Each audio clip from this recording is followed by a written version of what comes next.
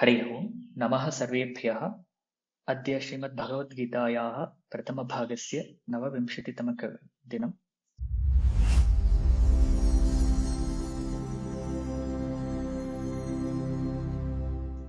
The next one is another important section starts in the second adhyaya. So total there are 6 sections in the second adhyaya. I think that we are already seen. One first section is where Arjuna gives Arjunasya Vishadaha Tatra Darshyate Pratama Bhage. So up to 10 shlokas. Tataha Param Sankhya Yogasya Bodha Bhavati up to 15 shlokas, 25 or up to 25.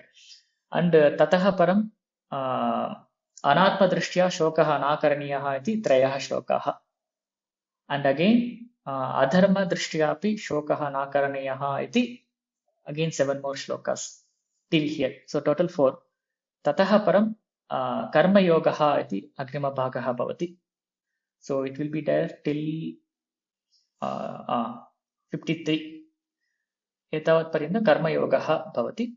तस्मात् परं अन्तिमभागः स्थितप्रज्ञस्य लक्षणं तत्र उच्यते. तत्र सः अन्तिमः भागः. So total there are 6 sections and we have completed 4 sections out of it, and we are entering into the 5th one.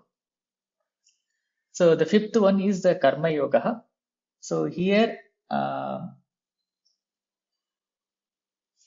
there are 2 sections in the Karma Yoga. Of course, there are, okay, we can split into 2. The first section is Karma Yoga Mahima iti uchyate. Karma Yoga Mahima iti ekah bhagah. Dvitiyah bhagah Karma Yoga. So there are 2 sections in the Karma Yoga Prakaranam here. And actual Karma Yoga Prakaranam starts from the number 40. Nehapi Kramanasho asti pratyavayo na vidyate. So from there actually the Karma Yoga starts, but there's 2 shlokas before that, the 38 and 39. They are kind of introduction to the next section and also a summary for the previous one. So that is how these 2 shlokas are actually positioned. अस्तु एकवारं पठामः ततः परं चिन्तनं कुर्मः. अत्र द्वितीयाध्यायस्य 38तमश्लोकः. सुखदुःखे समे कृत्वा लाभालाभौ जयाजयौ ततो युद्धाय युज्यस्व नैवं पापम् अवाप्स्यसि. अत्र पदच्छेदः. सुखदुःखे समे कृत्वा लाभालाभौ जयाजयौ ततः युद्धाय युज्यस्व न एवं पापम् अवाप्स्यसि. तत्र सुख ततो युद्धाय तत्र विसर्गस्य उत्वे गुणादेशः, पुनः नैवं तत्र वृद्धिसन्धिः, एवं पापं तत्र पुनः अनुस्वारसन्धिः. तत्र पदपरिचयः. सुखदुःखे सुखं च दुःखं च इति सुखदुःखे द्वन्द्वसमासः. पुनः लाभालाभौ लाभः च अलाभः च इति लाभालाभौ. जयः च अजयः च इति जयाजयौ. अत्रापि द्वन्द्वसमासः. युद्धाय युज्यस्व न एवं पापम् अवाप्स्यसि. अस्तु. अत्र अन्वयं पश्यामश्चेत् युज्यस्व त्वं युज्यस्व, you engage yourself. युद्धाय युज्यस्व ततः त्वं युज्यस्व इति तत्र so you get engaged in the war. अत्र पुनः किं कृत्वा युद्धाय योक्तव्यम् इति पृच्छामः चेत् अत्र सुखदुःखे लाभालाभौ जयाजयौ च समे कृत्वा युद्धाय युज्यस्व.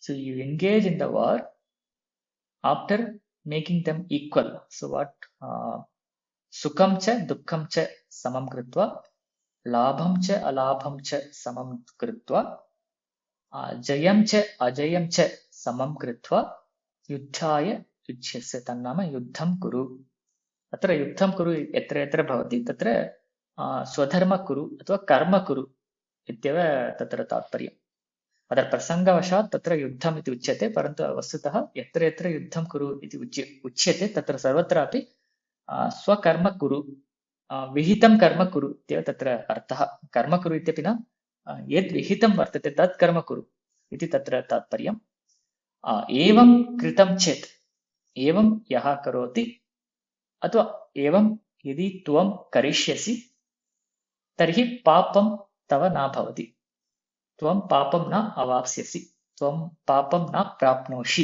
इति तत्र अर्थः सरलः एव अर्थः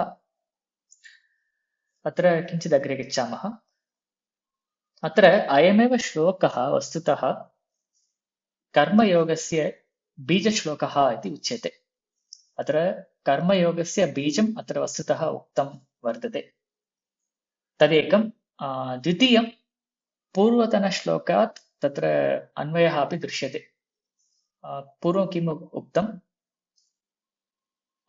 उभयता अपि तव लाभः एव वर्तते इति अस्माभिः दृष्टम् यदि जयः वा अजयः वा उभयता अपि तव लाभः एव तत्र उक्तम् अत्र तस्य अनुवर्तनदृष्ट्या अपि स्वीकर्तुं शक्नुमः कथं तादृश जये तथा अजये च समः भवतु भव इति अत्र उच्यते so you take both of them as equal so this is a shloka which can be interpreted as the continuation to the previous one or it's a bijam for the karma yoga but mostly it is interpreted as the bijam for the karma yoga but first we'll see the continuation to the previous one so purvam जयः वा अजयः वा उभयतापि तव लाभः एव अतः जयं तथा अजयं च समं कृत्वा युद्धं कुरु इति अत्र तात्पर्यम् अत्र जयः भवति चेत् तत्र लाभः भवति अजयः भवति चेत् अलाभः भवति अतः लाभं तथा अलाभं च समं कृत्वा तत्र युद्धं कुरु पुनः लाभे सुखं भवति अलाभे दुःखं भवति अतः सुखे सुखं तथा दुःखं च समं कृत्वा युद्धं कुरु अथवा सुखं वा दुःखं वा तन्निमित्तं युद्धं मा कुरु द्वयमपि समानम् इति मत्वा युद्धं कुरु इति अत्र तात्पर्यम् पुनः अत्र कर्मयोगस्य बीजम् अत्र उक्तम् इति मया उक्तं कथम् इति चेत् कर्मयोगस्य बीजं नाम तत्र मूल संक्षेपः कः कर्मयोगस्य संक्षेपः कः इति चेत् कर्मफले निस्पृहः एव तत्र कर्मयोगस्य तात्पर्यम् यत्किमपि कर्म कुर्मः तस्मिन् कर्मणि असङ्गता तथा कर्मफले च निस्पृहः एतदेव तत्र कर्मयोगस्य तात्पर्यं भवति अतः तत् तात्पर्यम् अत्र बोध्यते इति कारणेन एतत् कर्मयोगस्य बीजम् इति अत्र उच्यते कर्मफले अनिच्छा इति कर्मयोगः वस्तुतः तदेव तात्पर्यम् अत्रापि किम् उच्यते अत्र युद्धम् इति कर्मकरणेन तव तस्य कर्मणः फलं द्विधं भवति एकं जयः भवेत् अथवा अजयः भवेत् यदि जयः भवति चेत् तस्मात् लाभः भवति तस्मात् सुखं भवति यदि अजयः भवति तस्मात् अलाभः भवति तस्मात् दुःखं भवति असुखं भवति एतद्द्वयमपि अनिष्ट्वा एतद्द्वयमपि अनपेक्ष्य युद्धं कुरु इति अत्र उच्यते so this two are the real fruits of the कर्मफलम् So don't engage or don't attach yourself to don't expect the karma phalam and you just perform the yuddham. So as it says, the main tatparyam of karma yoga, etad karma yogasya bijam iti atra uchyate. किञ्चित् अग्रे पश्यामः चेत् अत्र समे कृत्वा इत्यत्र कथं समं भावयामः इति प्रश्नः भवति चेत् अत्र उच्यते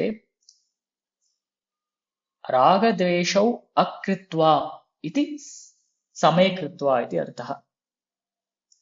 इत्युक्ते कर्मफले रागः वा द्वेषः वा मा भूत् इति तत्र तात्पर्यम्।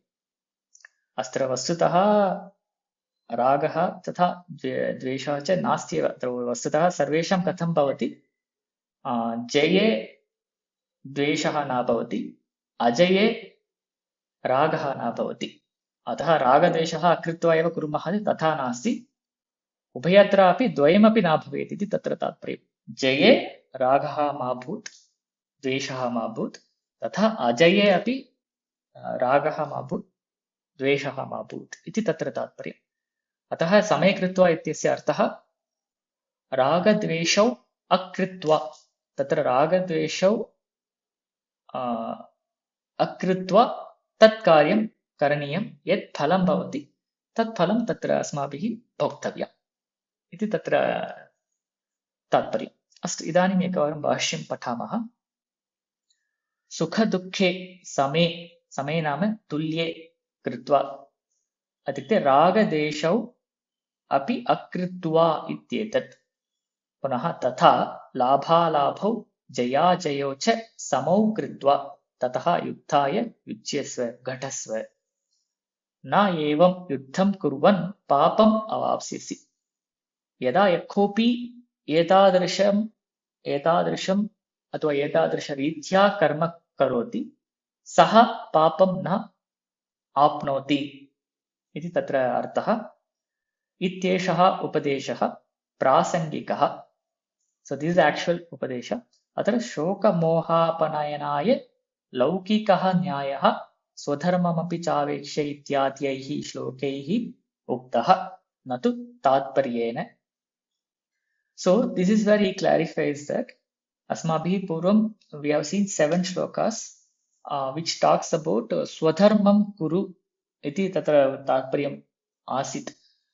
So what he says is that is told just to address the Arjuna's questions that in adharma, from the aspect of adharma, I might be getting papam, and I might be doing wrong things. So for that, the answer is given in the 7 shlokas, but that is not the actual tatparyam. The actual tatparyam is shoka moha apanayanameva tatra tatparyam. Anantaram पारमार्थ दर्शनमिह प्रकृतम्। अत्र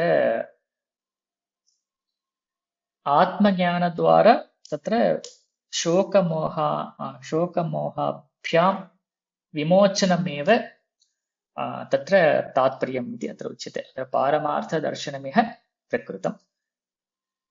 इतः आरभ्य अग्रिमश्लोकस्य पूर्वपीठिका। Thank you all for watching this video online.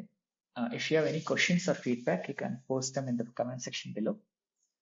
If you are interested, you can also join these live sessions using the link given in the description. If you like, you can also share this video with others and subscribe to this channel. धन्यवादः। वयं पुनः मिलिष्यामः।